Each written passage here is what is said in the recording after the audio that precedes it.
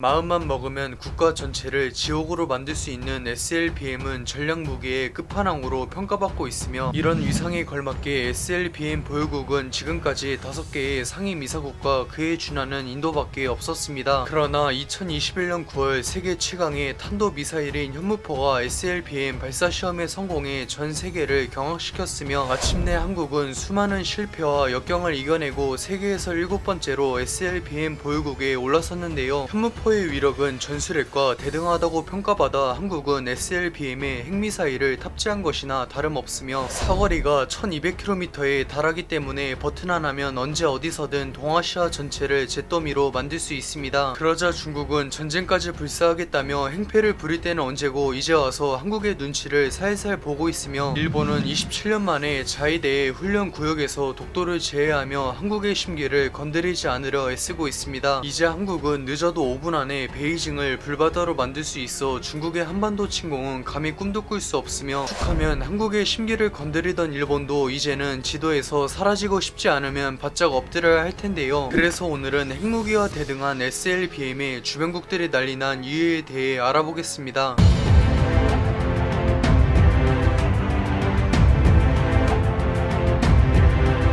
SLBM은 핵무기도 울고 갈 정도의 기술력이 필요해서 미국도 설마 한국이 진짜 개발할 줄은 생각도 못했으며, 한국은 안창호급을 동해와 서해에 내척식 배치해 한반도의 주인이 누구인지 주변국에 똑똑히 알려줄 것입니다. 지상에서 발사하는 ICBM은 파괴력에선 SLBM에 앞서지만 발사 준비 시간에만 최소 1시간이 걸리기 때문에 미국처럼 24시간 정찰기를 띄워 ICBM의 위치를 파악하고 폭격기를 추격시켜 파괴한다면 답이 없는데요. 그러나 SLBM을 탑재한 잠수함은 빛 한 줄기 없는 깊은 바닷속에 꼭꼭 숨어 도무지 찾을 방법이 없으며, 단 한 발로도 적국의 수도를 잿더미로 만들어 전쟁을 확실하게 승리로 이끌 수 있는 유일한 전략무기입니다. 북한의 KN-23이 2톤이 넘는 무게로 명중률은 형편없지만 그 위력 때문에 미국도 예민하게 반응하고 있는데, 한국의 현무포는 무려 탄두만 해도 5톤에 달하기 때문에 도시 하나쯤은 흔적도 없이 지워버릴 수 있는데요. 무엇보다 현무포는 고도 1000km까지 승천하여 지구를 벗어난 다음 목표를 향해 거대한 운석처럼 충돌하는데, 이때의 속도가 마하 20이 넘으며 폭발 지점에서 반경 50km는 지옥이 되는데, 이쯤 되면 핵무기나 다름없습니다. 중국이 아시아의 군사 강국인 한국을 상대로 겁도 없이 막말을 퍼부으며 이럴 것도 없다는 듯이 막 나가는 것은, 한국군에겐 1000km 이상의 사거리를 보유한 전략 무기가 전무해 자국 본토가 위험할 일은 없었기 때문인데요. 물론 중국도 아시아 최강의 육군을 보유한 한국이 상대인 만큼 전쟁의 승패와는 상관없이 크게 피해를 보겠지만, 그래도 본토는 멀쩡하기 때문에 국가의 운명이 걸린 한국과는 달리 적어도 나라가 망할 정도는 아니었습니다. 그러나 이제는 SLBM을 보유하면서 안창호급은 서해와 남중국해를 돌아다니며 중국 전역을 타격할 수 있는데, SLBM은 적국에 큰 피해를 입히는 것이 목적인 만큼 중국의 대도시들이 먹잇감인 것은 말할 것도 없습니다. 마하 20이 넘는 속도로 하늘에서 쏟아지는 불벼락을 전부 요격하는 것은 미국과 러시아조차 절대 불가능하며, 특히 중국의 군사 전문가들은 산샤댐이 한국의 SLBM에게 인질로 잡혔다며 탄식을 감추지 못했는데요. 산샤댐은 중국의 모든 대도시들의 전력을 공급하는 세계 최대의 댐으로 저수량만 390억 톤에 이르는데, 이는 한반도의 모든 강물을 끌어모아도 산샤댐의 절반에도 미치지 못할 정도이며 중국 경제의 상징입니다. 그런데 만약 댐이 붕괴한다면 인류 역사상 다시는 없을 최악의 쓰나미가 중국 전역을 초토화시킬 것이며, 특히 동북지방은 빌딩도 집어삼킬 높이에 시속 70km로 덮쳐오는 괴물 쓰나미에게서 살아남을 수 없습니다. 중국에겐 절망스럽게도 수도인 베이징을 포함해 상하이와 우한 같은 대도시들이 전부 동북지방에 있기 때문에 한국과의 전쟁으로 발생할 비용을 아득히 능가하는 상상도 할 수 없는 경제 피해를 전부 떠안아야 합니다. 심지어 동북지방은 중국 경제의 심장일 정도로 중요하기 때문에 하필 중국군의 절반가량이 주둔하고 있어 쓰나미에 같이 쓸려나가거나 시민들을 외면하고 몰래 탈출하는 것을 선택해야 하는 진퇴양난에 빠졌는데요. 대만군은 만약 중국이 대만을 침공할 경우 무슨 수를 써서든 산샤댐을 무너뜨린다는 전략을 내세우고 있지만, 슝펑 순항 미사일은 속도가 워낙 느려서 요격이 쉽고 예산 문제로 물량도 부족해 함부로 발사할 수 없습니다. 그러나 한국의 SLBM은 400km도 안 떨어진 동중국해의 깊은 바닷속에서 마하 20의 속도 정도로 퍼붓기 때문에 중국군 입장에선 요격은 둘째치고 도대체 어디서 발사하는지도 알 수가 없으니 답답해 미칠 지경인데요. 이제는 국산 SLBM이 산샤댐을 겨누면서 한국은 중국과 전쟁이 벌어져도 최소한 동기어진은 노릴 수 있으며, 중국은 휴전선을 넘기도 전에 자국이 물바다가 되는 꼴을 보기 두렵다면 한반도를 포기할 수밖에 없습니다. 한국이 2019년에